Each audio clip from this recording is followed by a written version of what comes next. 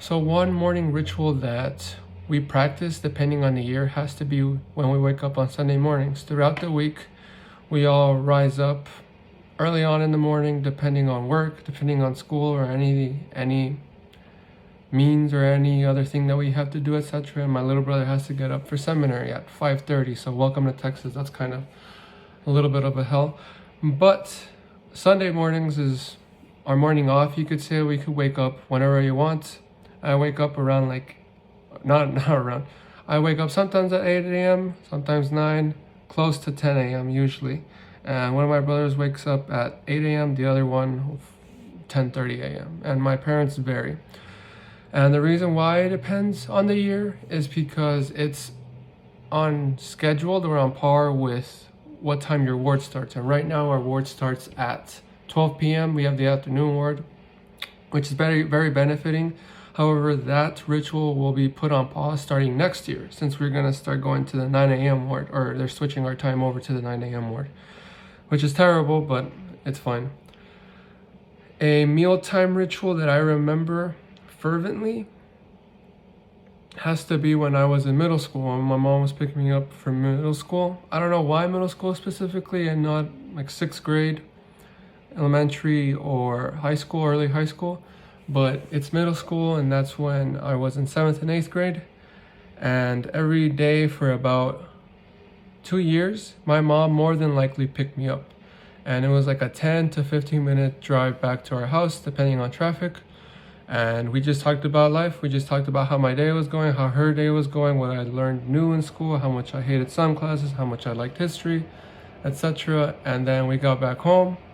And funny enough, I watched Arthur for like the time being, as my mom was cooking dinner. As Hispanics, we tend to have dinner a little bit earlier than most households, or most Caucasian households, which have it at 6 p.m. But for us, well, my family specifically, we have it a little bit earlier. It might be for other Hispanic families as well.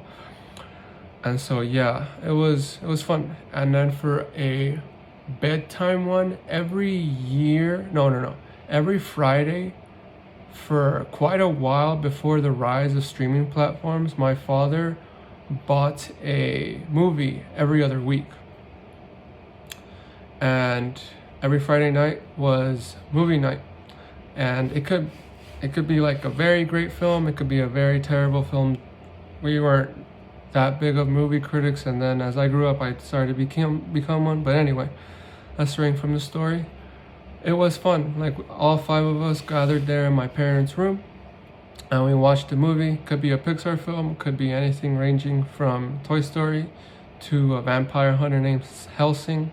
And so it was fun. But now, since we're a little bit older and we have our preferences, we now we definitely stray from that. The last time we watched one as a family, it might have been Luca, the Pixar film that came out like 2 years ago. I'm not sure. And it was fun, but we all differ now. Like, I like more psychological thrillers and horror films, and my brother likes more action. Same with my dad. So yeah, that's a cool ritual that I remember having. And a terrible family vacation has to be March or April of 2021. And it was my first time going to Oklahoma City.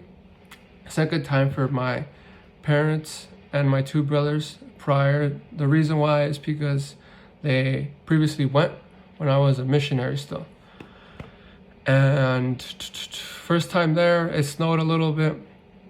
And we were entering the hotel room, my dad was near the car, probably like 100 feet away, you could say. And my aiming is terrible. The reason why I say this is because I decided to throw a snowball to my dad. And so 1 out of every 10 shots I throw, I actually hit the mark. And Lord and behold, I actually hit him in the face. And I was like, bro, you're kidding me. And my brother was standing right next to me, and he said, oh man, you're screwed. And I wasn't screwed. My dad didn't hit me. Obviously, we weren't raised like that, but I definitely felt bad. And I definitely can still recall that memory. So yeah, that's me in a nutshell. I think I definitely overshot it, so that's my bad.